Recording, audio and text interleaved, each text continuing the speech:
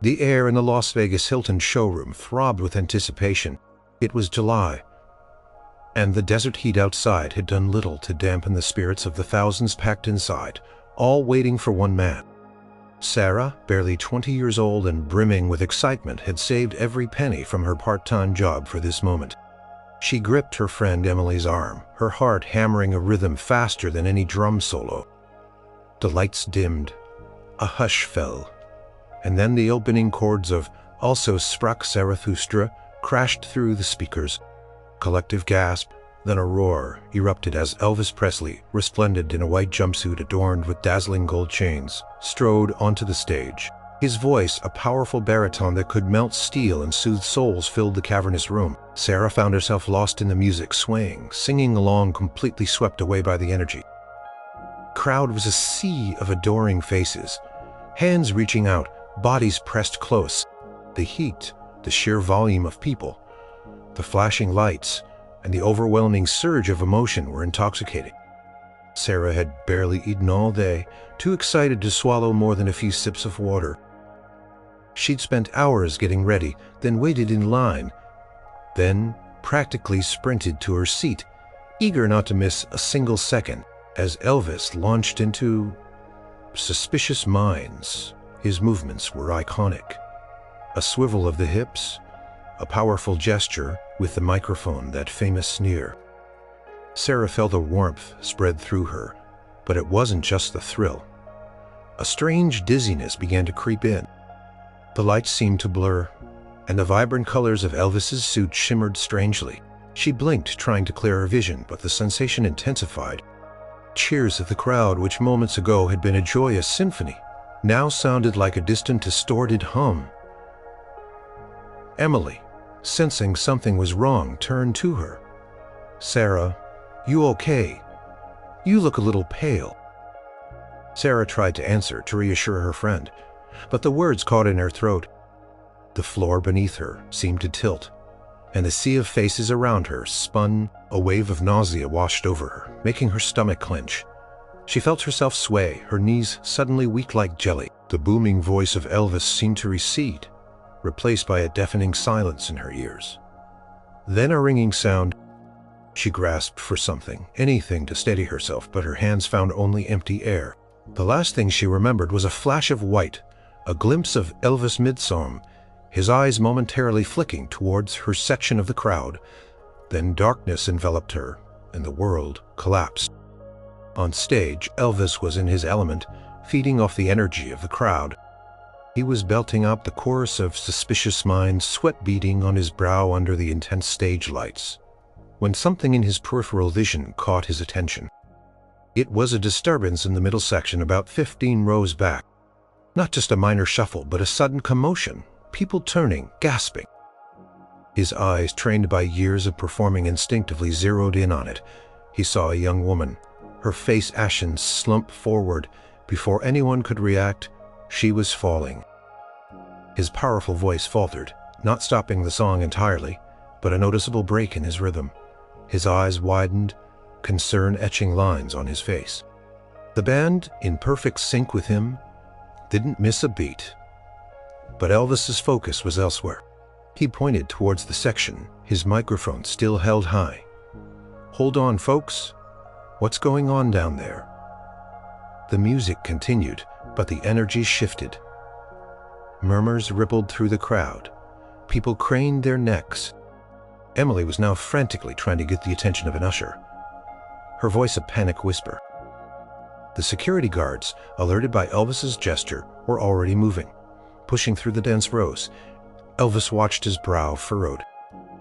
He saw the woman lying still, a small circle of stunned faces around her. "Is someone hurt?"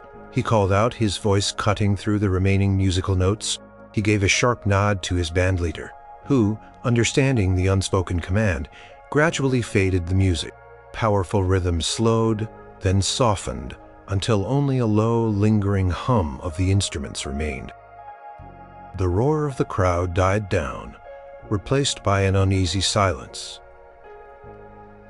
"Get some help over here, quick," Elvis commanded, his voice now booming and authoritative.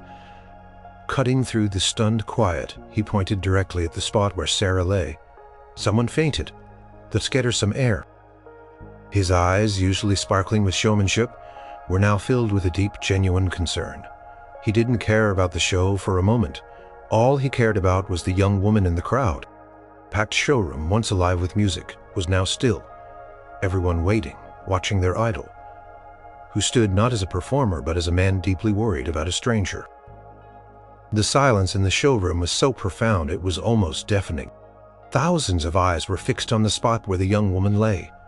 And then on Elvis, he had stopped the greatest show on earth. Not for an encore, but for a medical emergency. His face, usually a mask of cool showmanship, was now openly etched with concern. "Clear a path, folks," Elvis commanded, his voice amplified by the microphone echoing through the vast space. He pointed again, his gaze fixed. "Security, get in there now." Two burly security guards were already pushing through the rows, their massive shoulders parting the crowd like waves. Emily was beside herself, kneeling beside Sarah, gently trying to rouse her. "Sarah? Can you hear me, Sarah?" As the guards reached them, assessing the situation, Elvis didn't hesitate. He tossed his microphone to a waiting aide, a rare break in his stage persona, and began to descend the steps from the stage. His manager, the imposing Colonel Tom Parker, who had materialized from the wings, started to protest. "Elvis, what are you doing? You can't?" But Elvis didn't even glance his way. His only focus was on the young woman.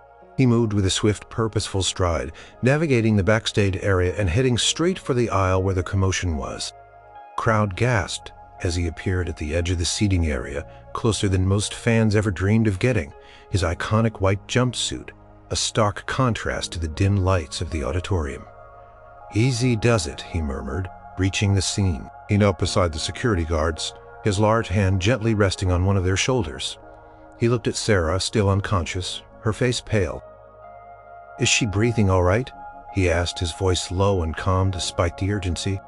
Emily, tears welling in her eyes, looked up, completely stunned, to see Elvis Presley himself kneeling. "Just feet away. Yes, I think so," she stammered. She just fainted." Elvis nodded slowly, his gaze thoughtful. He looked at the surrounding concertgoers, many of whom were still standing on their seats, trying to get a better look. "Give her some room, folks," he said, not in a demanding way, but with a gentle authority. "Let's get some air in here." Crowd, usually rowdy and boisterous, immediately complied. Taking a step back, creating a small bubble of space around Sarah, one of the security guards was already on his radio. "Paramedics are on their way, sir. They're just outside." Carefully reached out and with surprising gentleness moved a strand of hair from her face. His touch was light, almost imperceptible. "She needs water," he instructed the guard, "and a cool cloth." "Is she with you, honey?" Emily nodded, still struggling to process the surreal scene. "Yes, she's my best friend, Sarah. We came all the way from Arizona for this." Elvis offered a small, reassuring smile, a flicker of the warmth that famously charmed millions. "Well, Sarah's going to be just fine," he said, his voice laced with conviction. "We're going to make sure of that." He then looked back at the security team. "I want her seen by the best. Get her to the medical tent backstage first, then to the nearest hospital. Make sure someone from my team goes with her and keep me updated." Paramedics arrived quickly, moving with practiced efficiency. They had a stretcher ready. Elvis stood back, slightly giving them space, but his eyes never left Sarah. He watched as they carefully checked her vitals, spoke to Emily, and then with smooth coordination lifted her onto the stretcher. "She's dehydrated and probably exhausted," one paramedic confirmed to Elvis. "Nothing life-threatening, but she needs fluids and rest." Elvis nodded, looking at the lead paramedic. "I want her to have the best care available. No expense spared. You understand?" Paramedic, recognizing Elvis's earnestness, simply nodded back. As they began to move the stretcher towards the backstage exit, Elvis stepped forward. One last time, he gave Emily another reassuring glance. You go with her, honey. Don't you worry about a thing. She's in good hands. He then turned back to the crowd, who had remained respectfully silent throughout the entire event. He lifted his hand, acknowledging their patience, his expression still serious but with a hint of gratitude. "Folks," he announced, his voice softer now, "looks like she's going to be all right. Let's get the show back on the road." A wave of applause, heartfelt and relieved, swept through the showroom as Elvis, with a final, concerned glance towards the retreating stretcher, made his way back towards the stage. The music slowly swelled again, but the memory of his immediate, compassionate intervention lingered, turning the evening into something far more profound than just a concert. The backstage area was usually a whirlwind of activity, a controlled chaos of roadies, musicians, and entourage members. But as Sarah was wheeled in on the stretcher, a hushed reverence fell over the space. She was still mostly unconscious, drifting in and out of awareness, but the faint sounds of Elvis's voice resuming his performance from the distant stage seemed to penetrate her haze. Emily walked alongside the paramedics, her hand clasped around Sarah's limp one. Just behind them, defying his manager's frantic whispers, was Elvis himself. Colonel Parker, a formidable figure in his own right, had been trying to usher Elvis back to the stage, reminding him of the thousands waiting, the schedule, the money. But Elvis was unwavering. "Colonel, I'll be back on stage when I'm good and ready," he'd said, his voice low but firm. "That young lady needs my attention right now." They brought Sarah into a small makeshift first aid room, typically used for minor cuts or sprains during performances. It was basic, but clean. Paramedics quickly hooked her up to an IV drip, a clear fluid slowly beginning to flow into her arm. They checked her pulse, her blood pressure, and continued to offer comforting words to Emily. Elvis stood by the door, observing. He didn't crowd them, but his presence was undeniable. He watched the fluid strip his brow, still furrowed with concern. When the paramedics stepped back, confirming she was stable and just needed rest and rehydration, Elvis approached the gurney. "Are you feeling any better, honey?" he asked, his voice soft, almost a murmur, so different from the powerful stage presence. Sarah stirred. Her eyes fluttered open, slowly adjusting to the dim lighting of the room. She saw Emily first, her face streaked with tears of relief, then her gaze shifted, and there he was, Elvis Presley, not on a giant stage, but standing right beside her, close enough that she could see the genuine worry in his blue eyes, the faint lines around them. He looked even more striking up close, his famous sideburns perfectly sculpted, his hair a rich dark brown. She blinked, trying to clear her head. Was this a dream? The fourth in her arm was real. The dull ache behind her eyes was real. But Elvis Presley, standing over her, it felt impossible. "Mr. Presley," she whispered, her voice hoarse, barely audible. I'm so sorry." Embarrassment washed over her. She had fainted at his concert. Elvis smiled gently, a warm, reassuring smile that instantly put her at ease. "No need to be sorry, sweetheart," he said, his famous southern drawl, like warm honey. "Happens sometimes. Too much excitement, maybe not enough to eat, at Vegas heat can get to you." He glanced at the IV bag. "Looks like you're just a little dehydrated. They're getting some good fluids in you." He looked at Emily. "Did she travel far?" Emily nodded. "From Phoenix," Elvis mused. "That's a bit of a drive, and you probably didn't get much sleep, did you, girls?" He chuckled softly, a low rumble that resonated through the quiet room.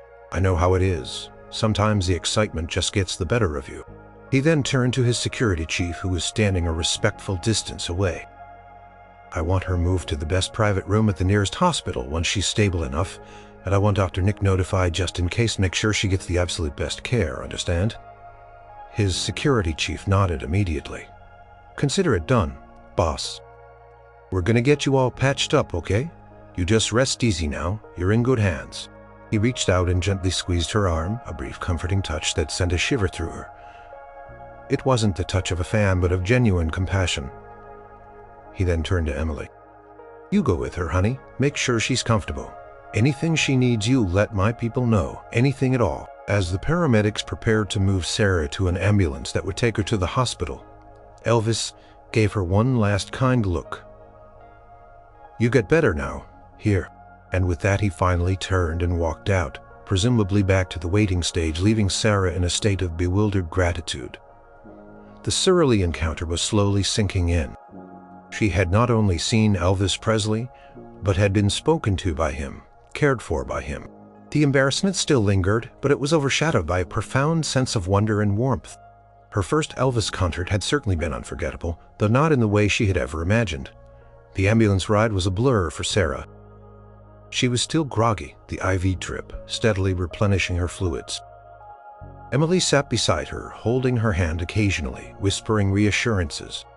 True to Elvis's word, a member of his security detail, a kind-faced man named Ben, accompanied them. He made sure the hospital staff were attentive and that Sarah was immediately taken to a private room. Once settled in, Sarah slowly started to feel more like herself. The headache receded and the nausea faded. She was still weak, but the comforting quiet of the hospital room was a welcome change from the concert's intensity. Emily stayed by her side, recounting the incredible events of the evening. "You won't believe it, Sarah. He stopped the whole show. He came down from the stage himself. He was so worried about you." Sarah listened, her eyes wide. Even though she had a vague memory of it, hearing Emily describe it made it feel even more unbelievable. "He spoke to me," Sarah whispered, still half convinced it was a dream. "He sure did," Emily confirmed. "And he told them to get you the best care. He's amazing, Sarah, absolutely amazing." Back at the Hilton, Elvis had returned to the stage, the cheers erupting even louder than before. A testament to the crowd's appreciation for his actions. He briefly addressed the audience. "All right, folks, that young lady is going to be just fine. Thanks for your patience now. Let's pick up where we left off." He dedicated the next song, "Can't Help Falling in Love," to the brave young lady who gave us all a scare. Poured his heart into the rest of the show, but a small part of his mind remained with Sarah. Kept glancing towards the empty spot in the crowd where she had been. After the concert, the usual post-show routine commenced. Signing autographs, meeting a few special guests, a quick debrief with Colonel Parker.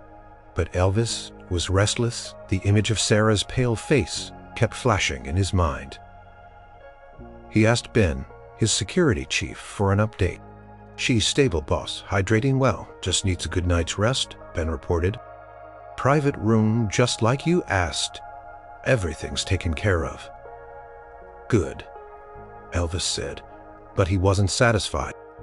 He knew the media would jump on this story, spin it however they wanted, but for him it wasn't about the headlines. It was about a young fan who had come to see him and who had gotten sick. He felt a personal responsibility. "Ben," Elvis said, his voice low, "I'm going to the hospital." Ben's eyes widened. "Boss, with all due respect, Colonel won't like that." "The media." "I don't care what the Colonel likes right now," Elvis interrupted, his voice firm. "And I don't care about the media. That young woman fainted at my show. I need to see it for myself." Ben knew that tone. When Elvis made up his mind, there was no changing it. "All right, boss," he conceded, "but we go in and out. Quick and quiet. No fuss deal," Elvis agreed. A short while later, under the cover of darkness, a sleek black limousine pulled up to a discreet side entrance of the hospital. Elvis was dressed down, wearing a simple jacket, a hat pulled low, and sunglasses. Hoping to go unnoticed, Ben and two other security guards accompanied him. They entered the quiet hospital, the air sterile and hushed, a stark contrast to the thundering concert hall. Ben spoke to the nurse at the front desk, explaining their unusual visit without revealing Elvis's identity. The nurse, surprisingly calm, pointed them to Sarah's room. As they walked down the silent corridor, the only sound was the soft squeak of their shoes on the polished linoleum. Elvis felt a strange mix of apprehension and quiet determination. He wasn't sure what he would say or what he would find, but he knew he had to be there. He had to make sure with his own eyes that she was truly all right. He stopped outside room 217. Taking a deep breath, he pushed the door open softly and stepped inside. Sarah was half asleep, drifting in and out of a light doze. Emily had finally convinced her to try and rest, promising she'd stay by her side. The room was dim, only a soft nightlight glowing by the door. Suddenly the door creaked open. Sarah's eyes fluttered, expecting to see a nurse. Instead, a tall figure in a dark jacket and hat stepped into the room. Her heart instantly began to pound. It couldn't be. Her mind must be playing tricks on her. Then he took off the hat, and in the dim light she recognized a familiar, handsome face. It was him, Elvis Presley. Emily, who had been dozing, and a small gasp escaped her lips. Elvis offered a quiet, gentle smile, his blue eyes crinkling at the corners. He raised a finger to his lips, a silent plea for quiet, then walked softly over to Sarah's bedside. Ben and the other security guards remained discreetly outside the door. "Hey there, sweetheart," Elvis whispered, his voice a low, comforting rumble. "Didn't mean to startle you, just wanted to check on you myself." Sarah was speechless. She couldn't believe this was happening. The king of rock and roll standing in her hospital room late at night just to check on her. She felt a blush creep up her neck, a mix of embarrassment and disbelief. "Mr. Presley," she finally managed, her voice barely above a whisper. You didn't have to." Elvis pulled the chair closer and sat down, making himself comfortable. He took off his sunglasses, revealing his kind, tired eyes. "Of course I did," he said simply. "You came to my show and you got a little sick. I just needed to be sure you are all right. Besides," he added, a playful glint in his eye, "I worry about my fans. They're like family to me." Sarah's embarrassment slowly began to melt away, replaced by a profound sense of warmth. He was so genuine, so down to earth. "I'm so sorry I caused a fuss," she said again, looking down at her hands. Now," Elvis chided softly. "Don't you be sorry for a thing. It happens, you know. Sometimes the lights, the heat, the excitement, it can just be too much. I've felt it myself up there on stage, believe me." He gestured vaguely towards the ceiling, as if indicating the vastness of the Hilton showroom. "Takes a lot out of you, performing under those lights night after night." He looked at her, his expression empathetic. "Were you hungry? Did you skip dinner?" Sarah nodded sheepishly. "I was just too excited, I guess, and we drove all day from Phoenix. Didn't really stop for a proper meal." Elvis nodded, understandingly. "Happens to the best of us. That's why I always tell my boys, eat up, get your rest. Being on the road, it's a blessing. But it can be hard on the body." He paused, a thoughtful look on his face. "Sarah," she replied, her voice gaining a little strength. "And this is my friend Emily." Emily, who had been sitting wide-eyed, could only manage a stunned nod and a shy wave. "Sarah?" Elvis repeated, testing the name. "Nice to meet you, Sarah. I'm Elvis." He extended a hand, and Sarah, almost trembling, reached out and shook it.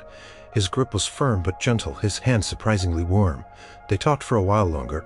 Sarah incredibly found herself relaxing in his presence. He asked about her life, her interests, her dreams. She told him about her plans to go to college, her love for music. He listened intently, nodding, offering little comments and anecdotes about his own life that surprised her with their normalcy. He wasn't just Elvis the King. He was a person, a kind, caring man who seemed genuinely interested in her well-being. He confessed that sometimes the constant travel, the demands of fame, could be lonely. He spoke of missing quiet moments, of wishing for simple things.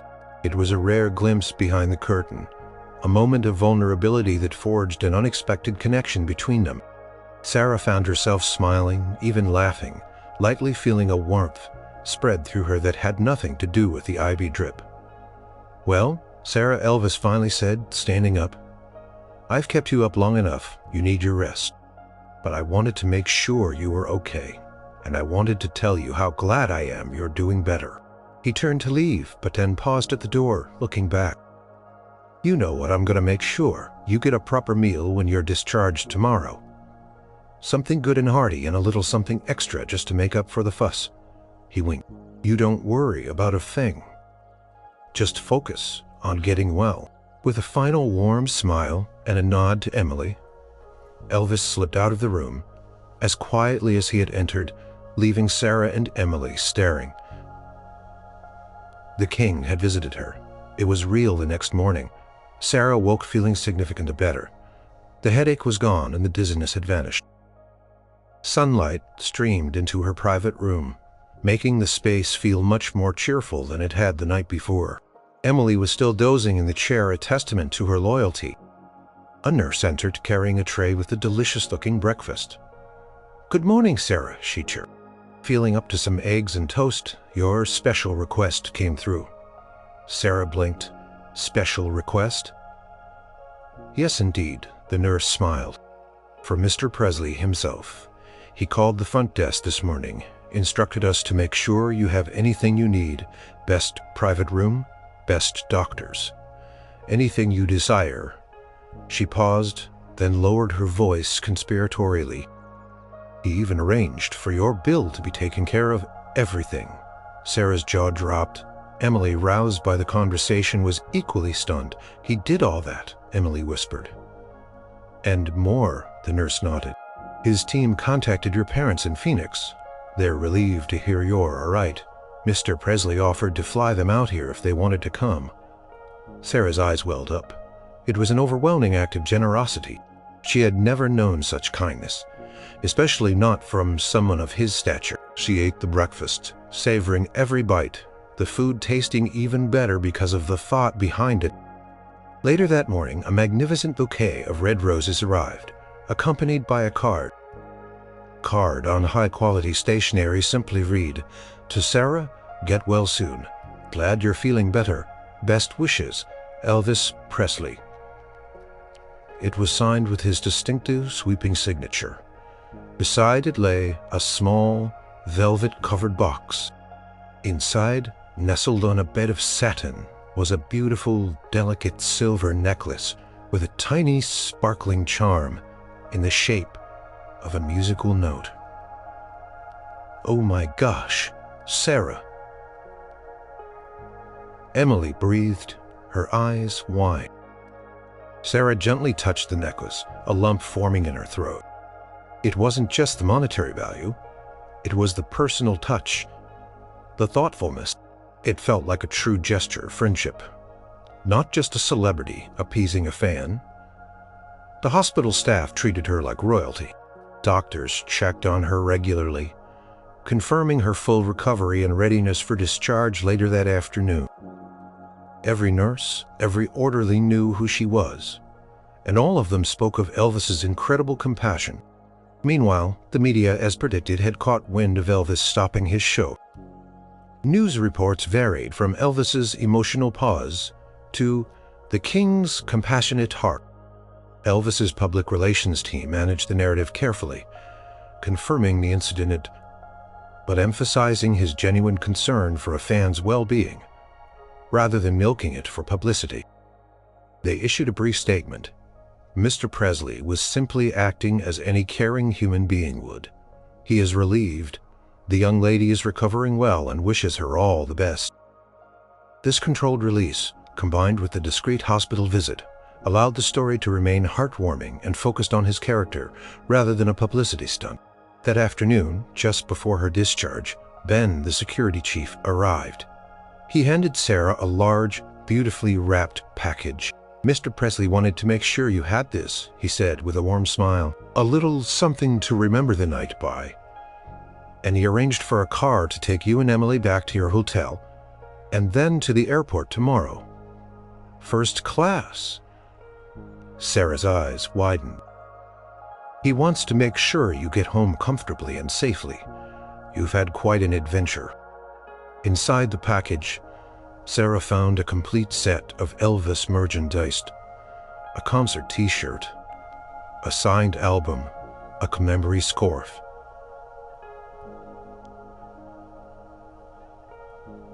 "To Sarah, a true fan, hope to see you healthy.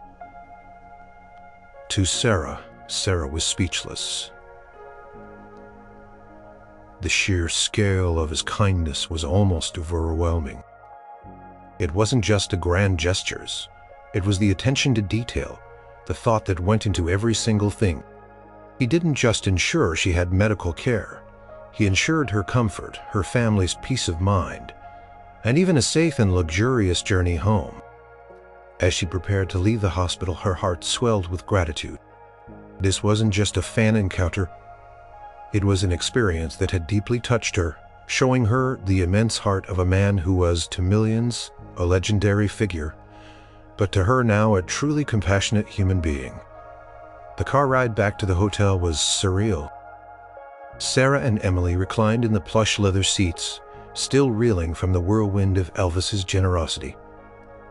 It was beyond anything they could have imagined. Sarah held the signed photo and the musical note necklace, tangible proof that it had all actually happened.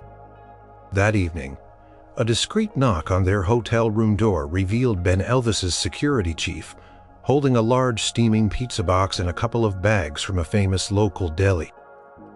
"Mr. Presley thought you two might be hungry for some real food," he said, handing them over. "And he said to make sure you get some good rest tonight." He paused, a friendly smile on his face. "He also asked me to let him know if you're up for a quick phone call in the morning, if you're feeling strong enough." Sarah's heart fluttered. A phone call with Elvis? "Yes," she exclaimed, a genuine smile spreading across her face. "Definitely." The next morning, after a good night's sleep and another fantastic breakfast delivered to their room, courtesy of Elvis, the phone rang.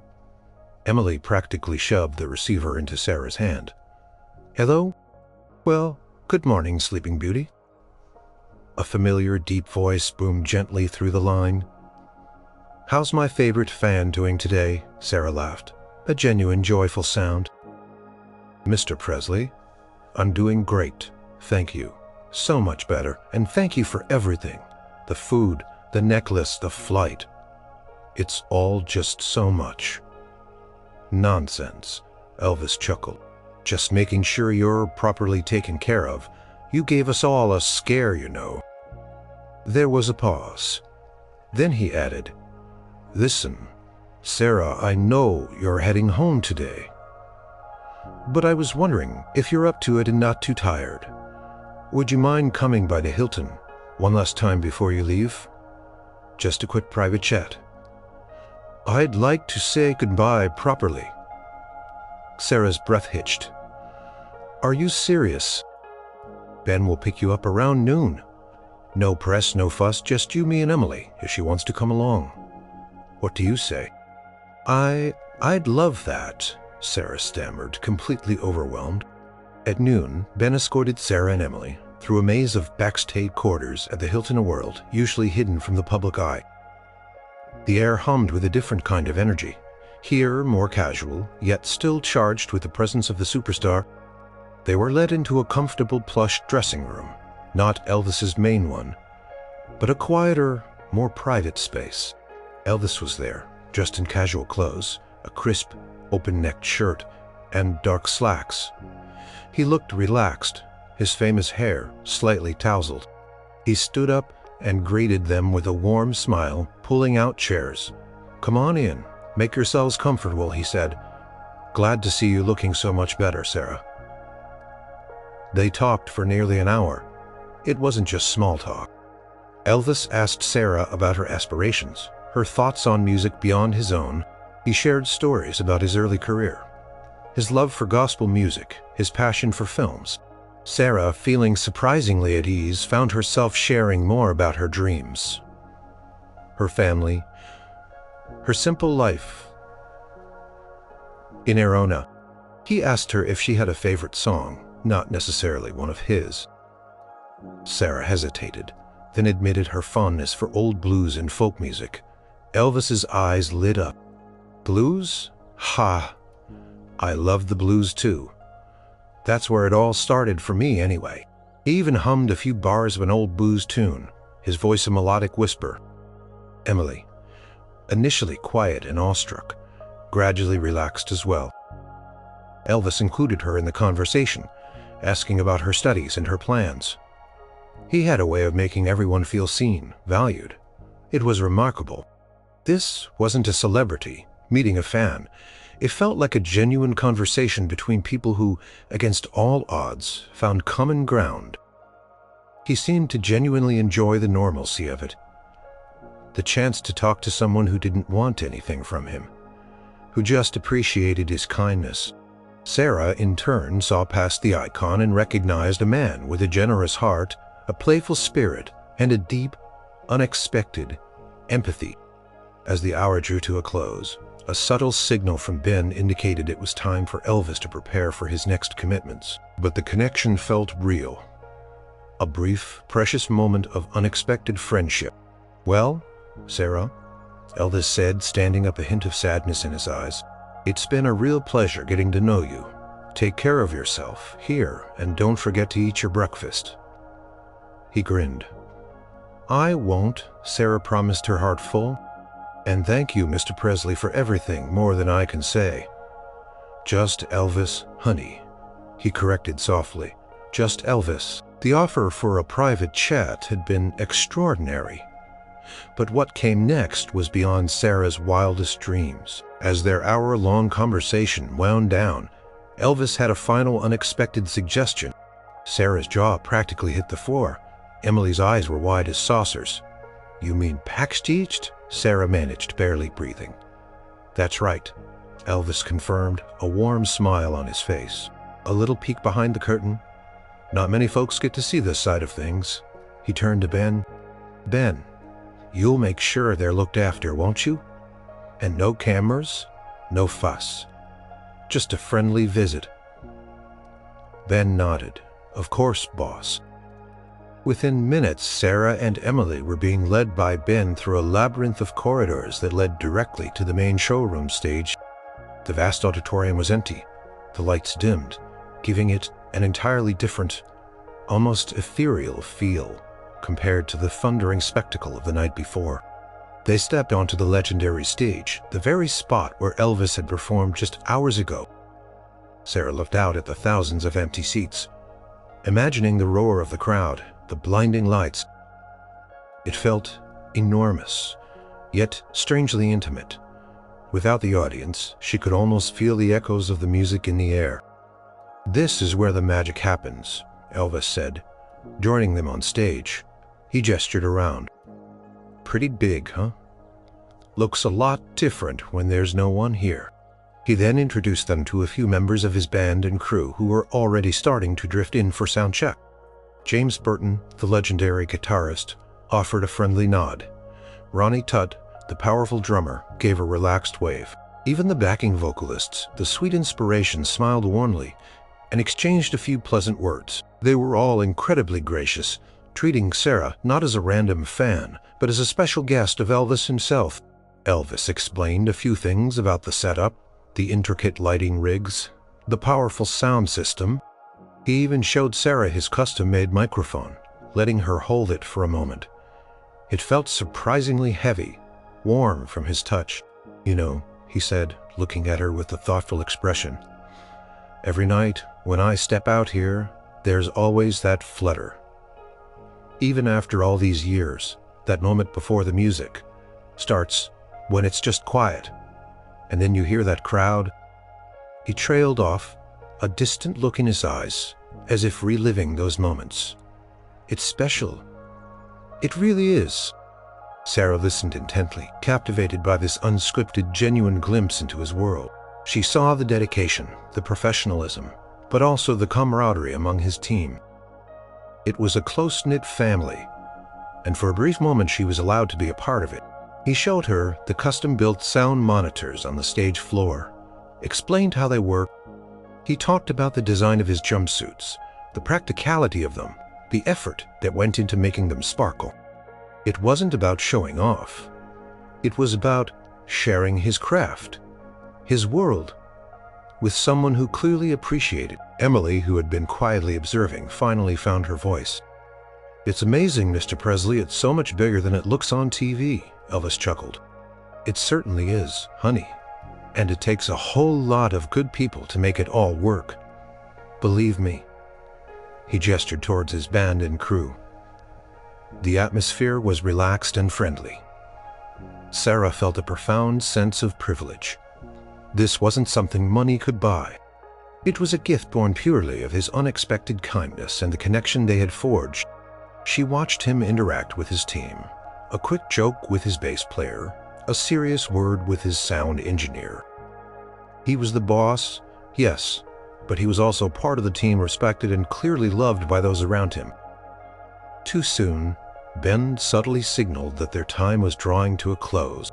The first few notes of soundcheck began to ripple through the empty hall, a raw, unpolished version of the magic they produced. "Well, girls," Elvis said, turning back to them, "it's been a real pleasure. I got to get ready for the show now, but I'm glad you got to see a little bit of what goes on behind the scenes." He shook Sarah's hand again, a firm, warm grip. "You stay healthy now, Sarah, and don't forget what I told you." "I won't," Sarah promised, her voice thick with emotion. "Thank you, Elvis, for everything." As Ben led them off the stage and back through the corridors, Sarah looked over her shoulder, catching one last glimpse of Elvis, already talking with his band, his back to the empty seats, preparing to transform into the king once more. She carried with her not just the memory of a concert, but the indelible impression of a man whose heart was as big as his legend. The journey home was unlike anything Sarah and Emily had ever experienced. The first-class seats were incredibly comfortable, the service impeccable. Elvis truly had thought of everything. But as the plane soared through the sky, carrying them away from Las Vegas, Sarah couldn't shake the feeling of bittersweet farewell. Back at the airport before they even boarded, Ben had met them one last time. He handed Sarah a small, heavy envelope. "Mr. Presley wanted you to have this," he said, his eyes conveying a silent understanding. "Just a little something to remember the good times, and to make sure you're set for your college expenses." Inside the envelope, Sarah found a substantial cashier's check made out in her name. Her eyes widened. It was enough to cover a significant portion of her tuition. She looked up at Ben, tears welling. I can't," she stammered. "This is too much." Ben gently placed a hand on her shoulder. "He insists, Sarah, he truly does. He believes in helping those who are kind and deserving. He saw something special in you. Consider it a thank you for being a good sport and for being such a dedicated fan." It wasn't charity. It was a profound act of care, a gesture that spoke volumes about the man. It felt like a true blessing, a helping hand that would genuinely change the trajectory of her future. Once on the plane, settled into their luxurious seats, Sarah pulled out the little velvet box again.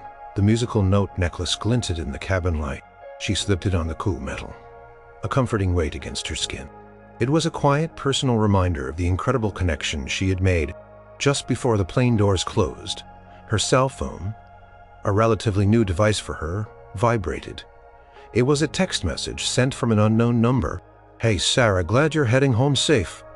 Don't forget, you've always got a friend in Vegas. Stay well. Stay happy. E."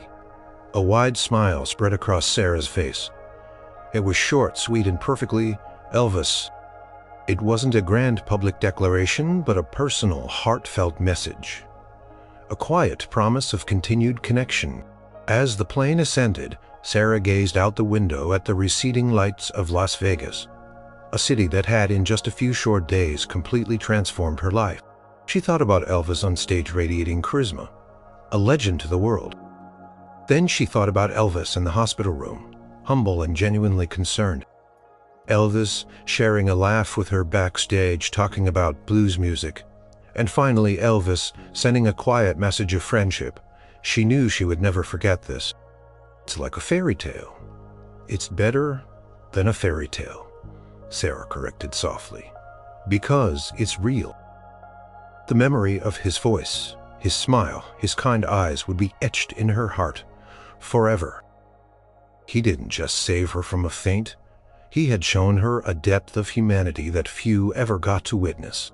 And with the quiet promise of a new friendship, she knew this wasn't just an incredible story to tell.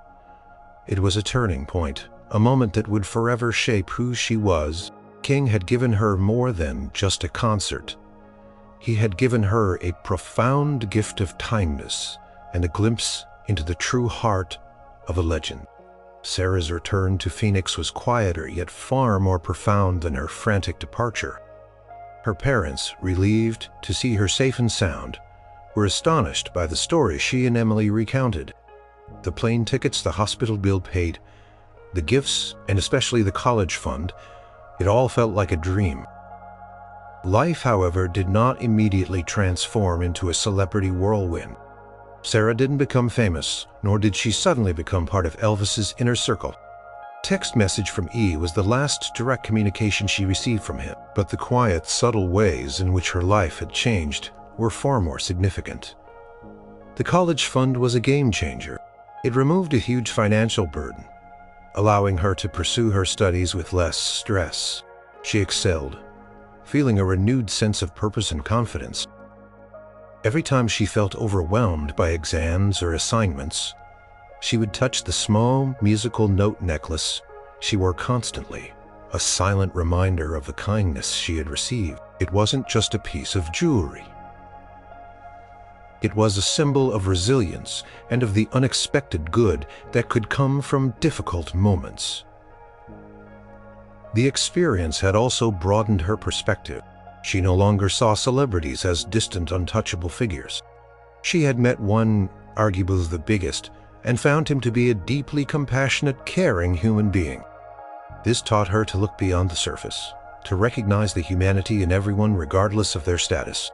She became more empathetic, more willing to lend a helping hand to others, inspired by the grand gesture that had been extended to her. She occasionally heard news about Elvis, new albums, new tours, the usual stories. Each time she felt a pang of warmth, a quiet connection to the man behind the legend. She cherished the signed photo, the album, the concert shirt, but it was the memory of his kindness, his gentle smile, and the private conversations that truly resonated.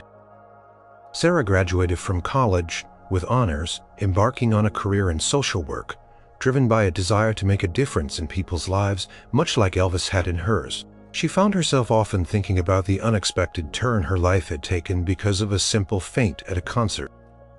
It wasn't just a dramatic story to tell at parties, though she did tell it, always emphasizing his generosity. It was a deeply personal testament to the power of human connection and the ripple effect of genuine compassion. Years later, sitting on her porch now a successful professional, Sarah would sometimes pull out the old velvet box. Inside, carefully preserved, was the cashier's check, never cashed, framed alongside the personal note from Elvis. She had eventually decided not to use the money, instead finding her own way to fund her education, but keeping the check as a precious symbol of his faith in her. It was a tangible reminder of the day a superstar, the king of rock and roll, stopped his world for a complete stranger, ensuring she received the best care, but also in doing so, giving her so much more than just medical attention. Elvis Presley's legacy would forever be intertwined with his music, his charisma, his iconic performances. But for Sarah, his legacy was personal. It was the memory of a man with a heart as vast as his talent, a man who saw a young woman in distress and chose to respond with profound, life-altering kindness. Her story, a quiet testament to his true character, continued to warm her heart, a secret treasure of human goodness found amidst the glitz and glamour of a Vegas night. The show had stopped, but a new chapter had begun. All because of the compassion of the king.